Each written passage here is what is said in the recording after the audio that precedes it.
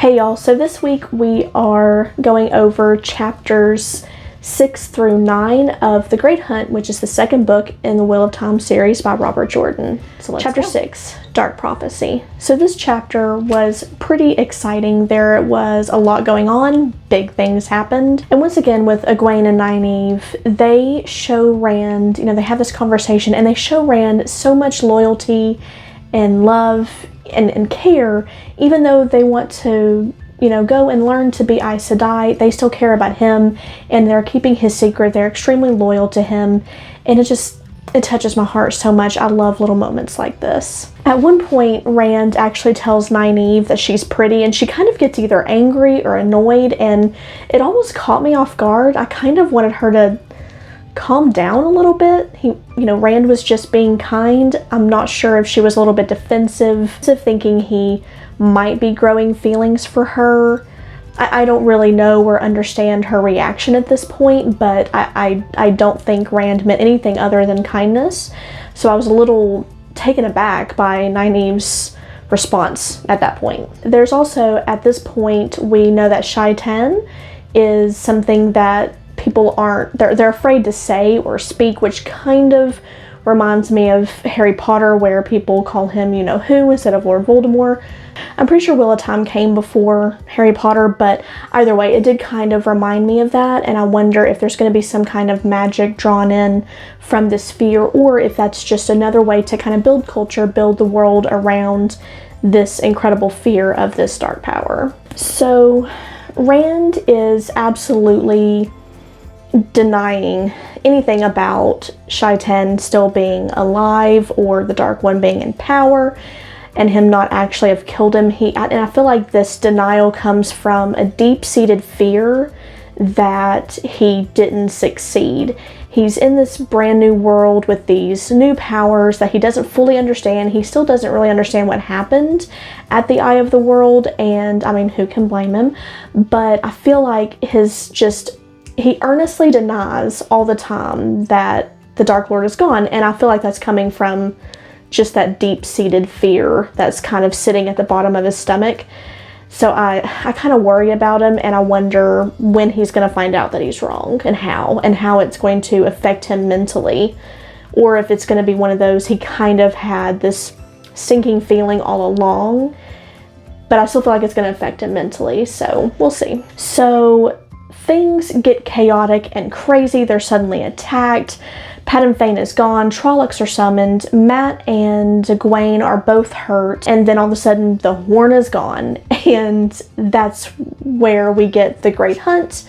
That was not surprising. I kind of thought that the Horn, because I know they still had to take the Horn somewhere, so I kind of felt like that maybe on their way there that the Horn would be stolen. I didn't think it would be stolen here within these walls, so that was definitely unexpected. I feel like stealing it on the road might have been an easier plan, but it all works out. And of course, Padan Fain is missing. It's just, so much happening all at once, but it was really a really good chapter. And, of course, we learned that someone had lied to the guards to keep Rand in, and I kind of wonder who that could have been. I wouldn't be surprised if it was Moraine, and I'm not sure if I just missed who it was or if there's some kind of underlying hint that told me who it was and I just missed it, but I found that kind of confusing, and I want to know who it was that actually took that liberty to lie to them to keep him in the walls. Also, Liandrin tries to kill Rand, and I knew we hated her. Just putting that out there. Chapter 7, Blood Calls Blood. And I love this chapter title, by the way. Such an amazing title. We hear the Dark Prophecy, which actually was really interesting. And you guys know I'm not a huge fan of prophecies, but I liked this one. I think it was well placed, had a lot of interesting information in it. We learn about Lanfear, who is a daughter of the night and one of the Forsaken, and she's supposed to be really dangerous. So I want to learn more about her. And as far as, character growth goes, Perrin is hurt that Rand won't tell him what's really going on with him, but in turn, Perrin isn't telling Rand about what's going on with him, so it's a two-way street, but once again, they're just both going through all these changes and they're kind of afraid, so I know that eventually we'll get there down the road, but it is interesting to see Perrin being hurt. You know, his feelings are genuinely hurt that Rand won't share with him, but it's interesting that you see they both have these very similar feelings and thoughts about each other, but they still won't take that next step. And I just hope that once they go through a little bit more, maybe learn a little bit more about themselves and get a little bit more confident in their own powers and what's happening to them, that they'll eventually open up to each other. And Lan is, of course, trying to help Rand, and it's very sweet, even though Rand kind of pushed him away at the beginning of the book. But of course, once again, loyalty is a big thing. It's a big part of this group, and I love that we already have this dynamic where they're very loyal to each other and they trust each other, even if to some degree they're keeping secrets from each other in this group that we've got here.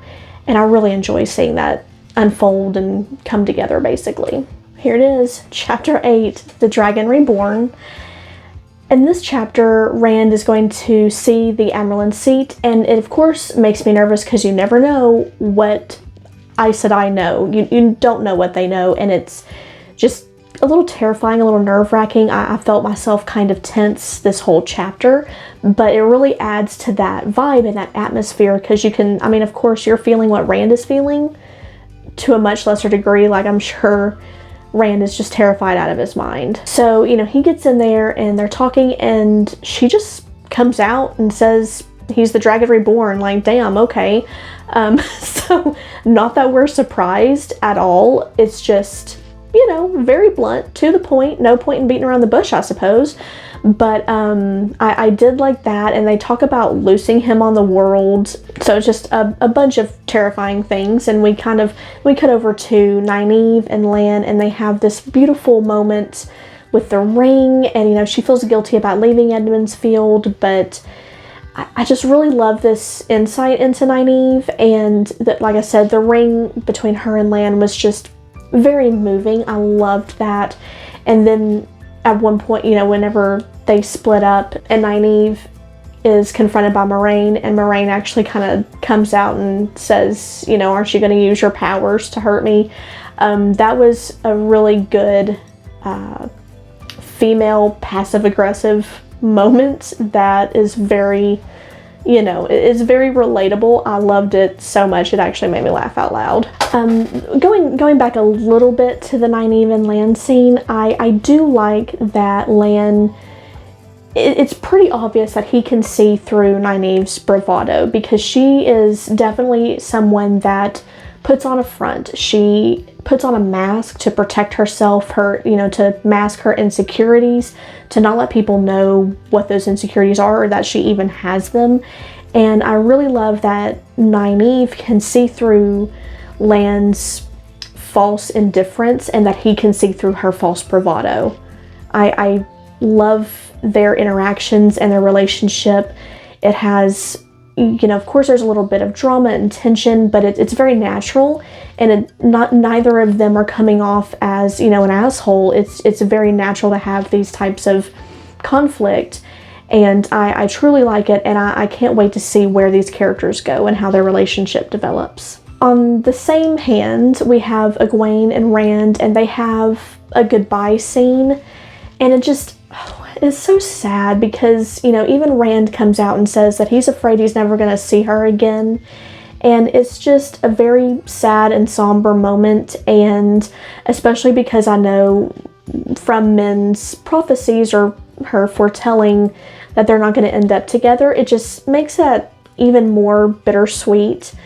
But I still really love this interaction between them, and I am excited to see what happens in their future and how it unfolds, how they get to whatever point it is that their relationship becomes what it does, if that makes sense. That was worded very strangely, I'm sorry. Chapter 9, Leave Takings. This chapter was a little weird on multiple levels. Lan does have advice about sheathing the sword that was just really melancholy, and I kind of wonder if that's going to be foreshadowing, but I still really liked that passage quite a bit. We also learned that whoever blows the horn is the one that controls the I guess they're undead. I don't really know exactly what comes forth when the horn is blown, but whatever comes forth, whoever blows it is actually going to be the one who controls them. So we do learn that, which wasn't surprising. That makes a lot of sense, so that was fine. Just a weird tidbit that I kind of already understood without them saying it. Now this is something that kind of bothers me. I don't want to complain that this next bit is unrealistic or unlikely. It's just, it really goes to show how deep the infiltration of Dark Friends is, and how these people that are in this very well guarded, walled area just kind of accept the fact that there's Dark Friends around, and that's the fact that someone tries to kill Rand with an arrow as they're leaving, and then they just kind of move on like nothing happened. On one hand, I kind of feel like I missed something, because it really just seems like he's almost hit with an arrow, and then they just, oh, well, that was terrifying, and then they just leave. Like, nothing happened. I don't understand, but I don't know if, like I said, that could just be them accepting the fact that Dark Friends are everywhere. You just leave? I don't know. So we learn there's another character, and we learn that he can smell violence, and that is a really cool concept, and it reminds me of listening to the wind. That's what that reminds me of. Nynaeve's listening to the wind, smelling violence. So I really like this kind of magic system where there's little subtleties and people have different powers that in and of themselves aren't super overpowering, and I like that quite a bit. And we also meet this Stoneman character, so I'm interested in the mysterious passenger. So yeah, it was kind of a weird chapter, and I almost don't even know how to really end on this chapter, but we're just gonna get excited and keep reading, because you can tell we're getting ready to roll out and learn new things and get some action going. Alright, so that is the end of this week's video. Go ahead and leave me a comment. Let me know what's going on. If you have anything to help me out, I love reading those comments. They're so helpful and so kind, and I truly enjoy it. So thank you once again. And if you enjoyed the video, please subscribe to keep up with the next installments of this reading journal, and check out my Harry Potter deep dive that's starting on Fridays. That's similar to this, except it's going to be spoilers for the whole series, unlike this. So take a look at that, and y'all take care. Bye.